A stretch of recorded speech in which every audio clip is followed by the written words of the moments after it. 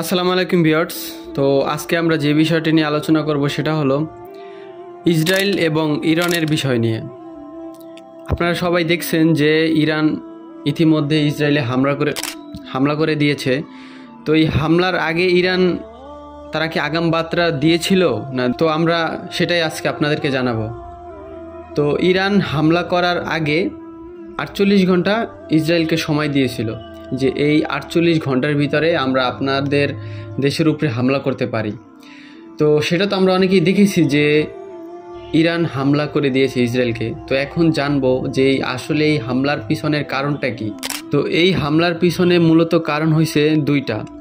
এক হইল নিরীহ ফিলিস্তিনিদের উপর যেভাবে ইসরায়েল রমজান মাস বলেন এর আগে বলেন লাগাতারে যেভাবে হামলা চালিয়েছে, তো সেই আক্ষেপ থেকেই ইরান মূলত এই হামলা করেছে। আর একটা হলো ইরানের এরকম ওই দেশে প্রতিনিধি থাকে, তো এই প্রতিনিধিদের উপরে যখন হামলা করা হয় ওই দেশের সরকার এটা মেনে নিতে পারে না।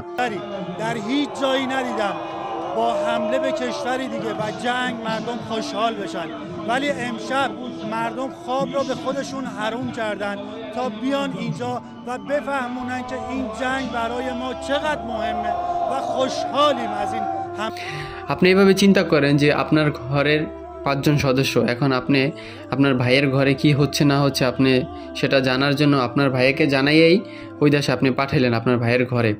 তো সেই ক্ষেত্রে যদি আপনার ভাইয়ের ঘর থেকে আপনার ভাই আপনার ছেলেকে মেরে দেয়, মাইরা ফেলে, তো অবশ্যই আপনি তার উপরে একটা রাগ থাকবে।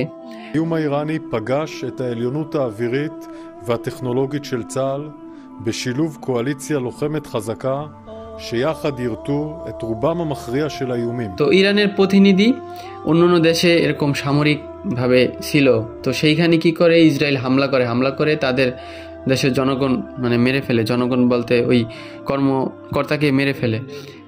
তো এই কারণে ইরান আরও ক্ষিপ্ত হয়ে ইসরায়েলের উপরে হামলাটা মূলত তারা করছে। তো এই হামলায় আমরা দেখেছি যে হামলাটা শনিবার মধ্যরাতে হামলাটা করা হয়েছে। তো হামলার অনেক ক্ষয়ক্ষতি হয়েছে ইসরায়েলের এক সামরিক ঘাঁটিতে, পুরা তছনছ অবস্থা। তো এখন আমি আপনাদেরকে বলবো যে হামলাটা যে করলো এটার ফলে আমাদের কি লাভবান আমরা হইতে পারি। সেটা হলো আমাদের বাংলাদেশ থেকে যদি আপনি চিন্তা করেন লাভের থেকে ক্ষতির পরিমাণই বেশি এটা। হ্যাঁ, এটার কারণ হলো এই আগে তো আমরা ছিল যেমন রাশিয়া ইউক্রেন এই দুইটা দেশ যুদ্ধের ইয়াতে ছিল, তারপরে ফিলিস্তিন ইসরায়েল, এখন ইরানও সেটার ভিতরে করলো, তারপরে হিজবুল্লাহ তো আছেই, হুতি বিদ্রোহীও এর সাথে জড়িত। তো আপনি চিন্তা করেন যদি এরকম অলরেডি 3টা দেশ যেহেতু যুদ্ধের ইয়াতে চলতেছে, তো আল্লাহ না করুক যদি এই যুদ্ধের ইয়াতে গড়াইতে যদি আমেরিকাও কোনোভাবে জড়ায়া যায়, সেই ক্ষেত্রে নিউক্লিয়ার ওয়েপনের হামলা হইতে পারে যে কোনোভাবে। যদি পারমাণবিক হামলা হয় তাহলে আমাদের এই পৃথিবীর জন্য কি পরিমাণ সামনে ক্ষয়ক্ষতির সম্ভাবনা রয়েছে তা তো ধারণার বাইরে।